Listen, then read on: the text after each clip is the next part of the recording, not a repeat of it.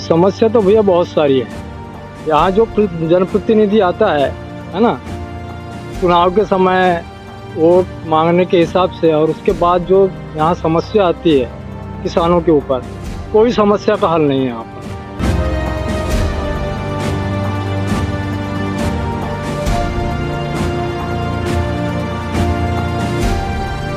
कुछ समितियों में तो नियमित परिवहन हुआ है, लेकिन कुछ ऐसे केंद्र हैं जिनमें 50% से भी अधिक धान अभी स्टॉक रखा हुआ है और परिवहन नहीं होने की स्थिति में किसान के धान की राशि जो है भुगतान करना संभव नहीं है।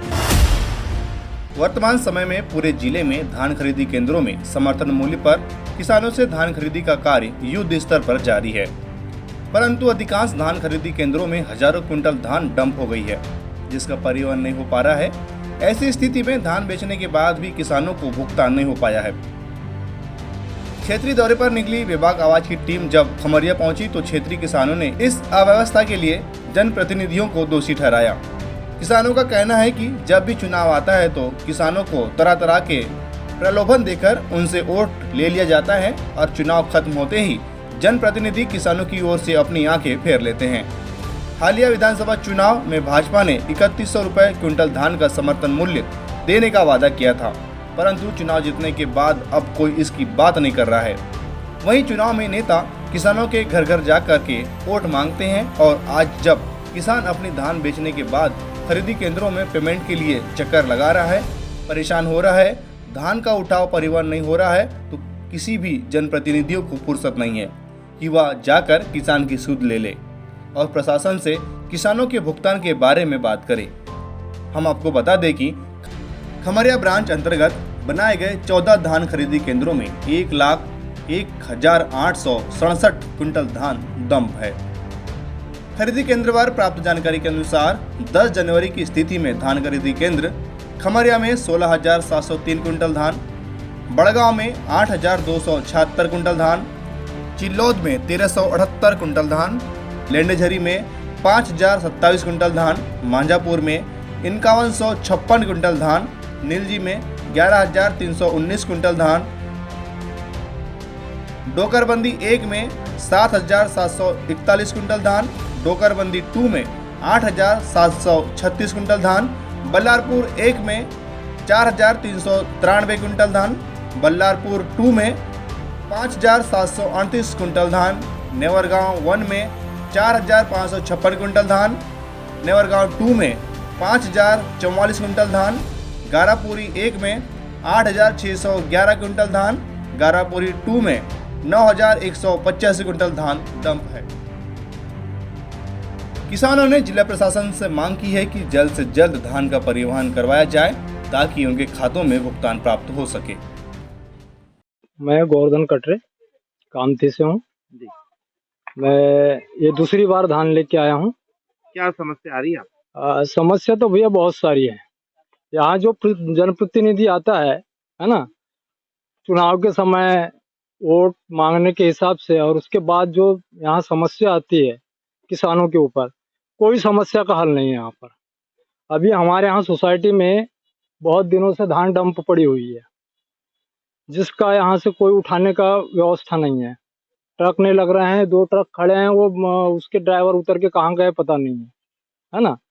यहाँ जनप्रतिनिधि कोई ध्यान नहीं दे रहा है। वोट मांगने के समय घर घर आते हैं और जब समस्या आती है किसानों के ऊपर तो कोई नहीं आता है।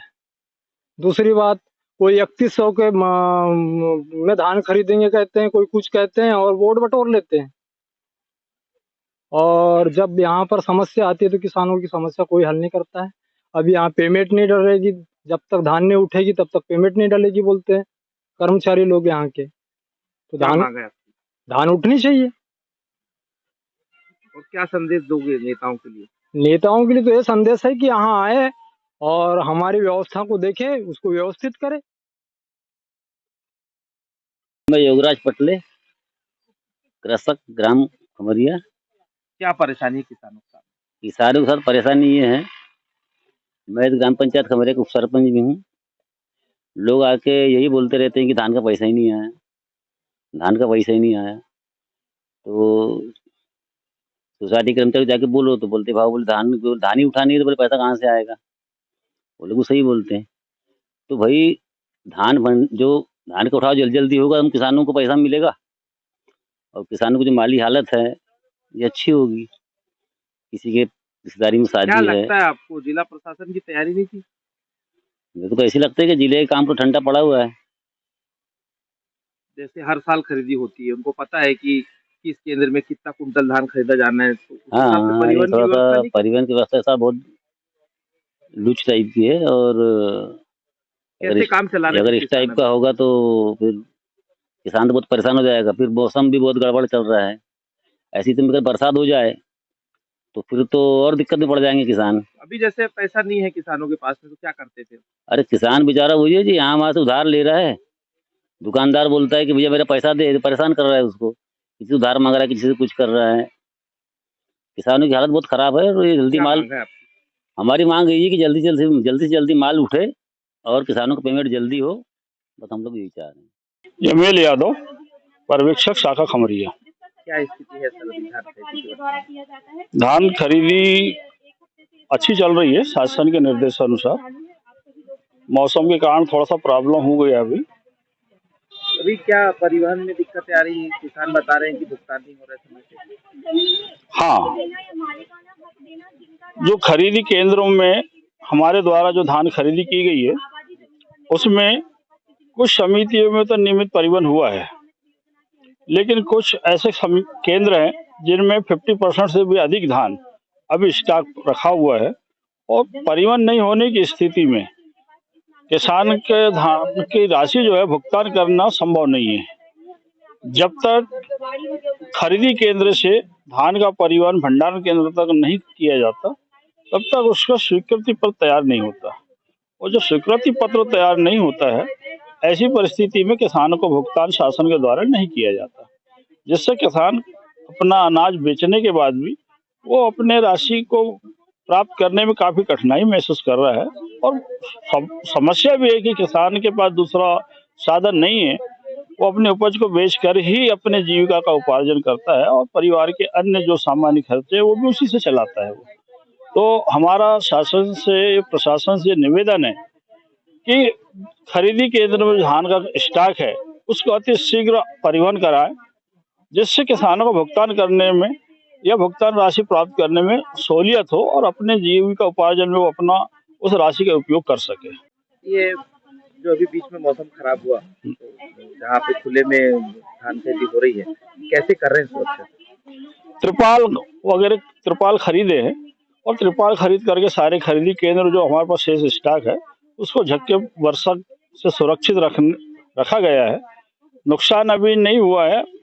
वर्षा जो है वो अधिक मात्रा में नहीं होने के कारण भी थोड़ा हमें राहत है उसमें। किसानों ने भी चर्चा में बताया कि व्यवस्थाएं अच्छी है, धान खरीदी भी समय पे हो रही है, प्लाट बुकिंग से लेके सारी चीजें ठीक है। सिर्फ उन्हें परिवहन और जो भुगतान है उसको लेके समस्या बताई।